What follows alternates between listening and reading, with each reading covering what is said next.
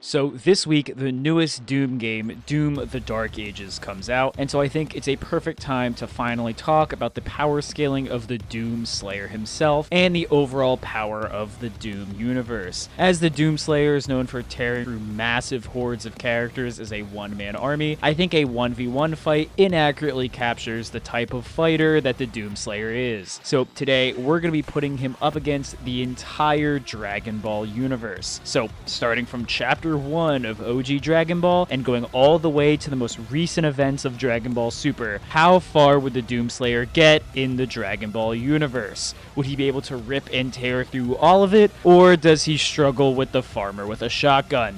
Let's find out. If you like this kind of stuff, make sure to like, subscribe, and check out the links in the description, and let's jump right in.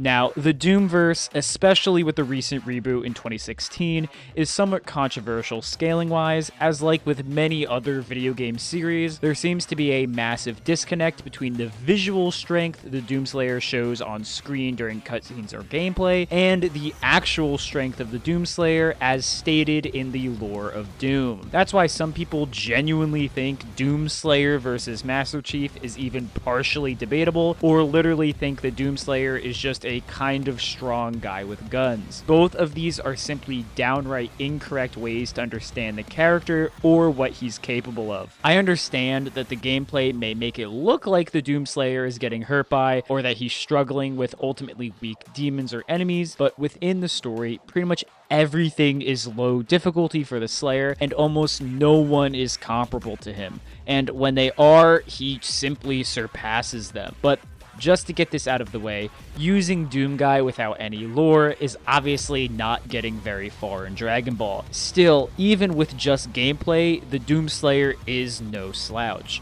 This insanely lowballed and inaccurate version of the Doom Guy is at least large town level, as he can defeat massive demons like Titans, who through just being able to move around at their size would wield nearly city level power. Beyond even this though, the much weaker version of the Doom Slayer, back when he was just Doom Guy, was able to defeat the original version of the Icon of Sin, who while dying destroyed untold miles of hell, which can get his physical power anywhere from city to island level in destruction. The essentially absolute limit of strength you can get the Doom Guy to while ignoring lore is multi-continent level in power, which is when he uses the BFG 10,000 to blow a gigantic hole in the surface of Mars. However, this doesn't really matter in a combat sense, as the BFG 10,000 is not part of the Doomslayer's normal arsenal. Also, speaking of arsenal, for the most part, I'm not going to be covering the hacks abilities of either side, because ultimately it's not going to matter for this video. If you do want to see that kind of stuff, there are plenty of other videos and just the gameplay of Doom to show you what he can do. So from these general values, how far is the Doom Slayer getting? Based on the fact that he should just be unquantifiably stronger than himself from Doom 2 after numerous amps and upgrades, the Doom Slayer can be at least through the Pilaf saga. The strongest feat in this arc is of course Master Roshi destroying Mount Frypan, which is city to mountain level in power, which cannot scratch the higher ends of the Icon of Sin's dying spasms. However, the immediate next arc has Master Roshi destroying the moon, a feat superior to really any on-screen explosions the Doom Slayer has created or survived. Even the previously mentioned BFG 10,000 feat would pale in comparison to the output of the max power Kamehameha. Hypothetically though, the Doom Slayer might be able to beat Roshi before he ever transforms and uses the technique, which would maybe allow him to get a little bit further into OG Dragon Ball, but again, he would be hard stopped at the 22nd Budokai and King Piccolo saga, where characters like Goku and Tien have pretty solid arguments for surpassing anything Roshi should be capable of. So the ultra downplayed gameplay Doomslayer ultimately would meet his defeat before he even sees Piccolo Jr. Okay, so let's look at the real scaling of Doom and the Doomslayer. And frankly, the power scaling here is just a disgustingly massive jump. Remember the Icon of Sin? Let's talk about him again, as this demon would return in Doom Eternal stronger than ever as the final boss of the base game. As we get told repeatedly, the Icon of Sin gradually grows stronger with every moment he is on Earth, and would eventually grow powerful enough to destroy the Earth and create a black hole that would envelop the entire universe and bring it to hell. We get told that this is an active and present threat that needs to be immediately stopped or it will come to pass. Given that the Doomslayer is ultimately able to low diff the Icon of Sin and his armor, I think it's fine to say that this makes the Doomslayer anywhere from galaxy to multi-galaxy level, as he should just be outright superior to the black hole created by the Icon of Sin that would have enveloped the universe over time. Even if you disagree and think the Icon of Sin wasn't on Earth long enough to actually start this chain reaction, it won't impact Doomslayer's final scaling. Taking this scaling for now, however,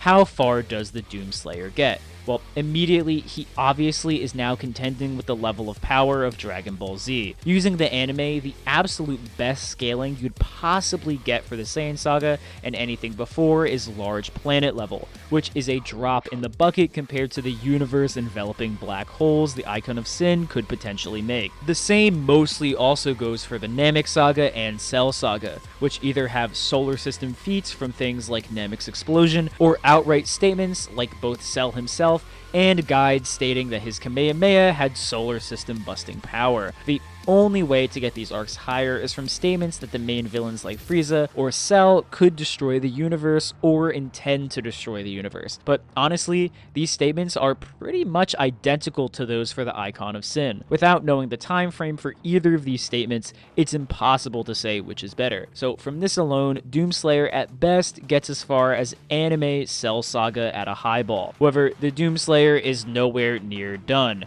as we now need to talk about the actual cosmology of the Doom universe, as well as the current strongest threat he's taken on at this point, Davoth, and by extension, Hell itself. Buckle your seatbelts, because this is going to get a little bit crazy and very convoluted. Now, besides the Doomslayer himself, the thing most consistent across the main Doom narrative has been Hell. Hell is repeatedly stated to be boundless, endless, timeless, and that it is ultimately unlimited by the boundaries of space, time, or dimension while transcending time and space. This is supported by the fact that Hell is explicitly a higher and superior dimensional plane to a space known as Urdak, a place that in and of itself is not only a higher dimension than the mortal plane, which contains infinite timelines and an entire multiverse, but it is just explicitly stated to be the sixth dimension, already making Urdak complex multiverse level. Hell, being a superior dimension to even that, would be even further into that complex multiversal tier. Now, by itself, the Doomslayer would not inherently scale to this cosmology, if not for the fact that he's able to defeat Davoth in the DLC of Doom Eternal. Davoth is the ultimate Dark Lord of the Doom universe, and Hell itself was merely an extension of his power. It's actually a really interesting question, and it's going to be answered in DLC 2 in more depth, but I can say it is an absolute extension of the Dark Lord. Ooh, I love it. I love it. Pretty much every realm and being I've mentioned up to this point, including Hell and Urdak, and even the Doomslayer himself, were either indirect or direct creations of Davoth. And he considers both making and unmaking these realms something as simple as doing it with his bare hands. Despite this, and literally using a giant mech suit to make himself stronger, he gets beaten and literally one-shot by the Doomslayer, who himself took seemingly no actual damage. And this is where the Doomslayer scaling stops for now, and probably will stop for a while. You see, Doom Dark Ages is a prequel to the original Doom 2016, and the Doomslayer has gotten massively stronger since the events of even just 2016. So it's very unlikely that the game will provide the Slayer with any new higher scaling, as it would be completely contradictory if anyone or anything in that game comes close to Davoth in power. So, does anyone in Dragon Ball come close? Immediately, even just being baseline multiversal is putting Doomslayer in contention with the pinnacle of the Dragon Ball verse. I don't personally believe any feat in Dragon Ball even gets beyond the low multiversal class between Goku and Beerus in Battle of Gods, even taking higher end scales of the Otherworld being 4 or 5D due to one statement of it being transcendent. This wouldn't even get it as high as Urdak, let alone Hell itself. Even waking Dragon Ball by using out of context context super dimensional statements, worrying about the concept of time statements, or beyond dimension statements, these aren't any better than those statements for hell, which again is literally unlimited by dimensionality. In other words, if Dragon Ball high tiers are outerversal, so is the Doomslayer. So to answer the question asked by this video, how far does the Doomslayer get in Dragon Ball? He would be slamming literally everyone with ease, including the angels, gods, and Zeno himself. It's probably a far more fair match to put the Doomslayer up against something like Dragon Ball Heroes. And even then, depending on the continuity, he still probably has better scaling. Turns out the only thing the Dragon Ball verse has to fear is him. If you made it this far, thank you so much for watching. As always, thank you to my members who got to see this video early. Make sure to let me know how I was wrong in the comments down below, and I'll catch you guys in the next one. See ya.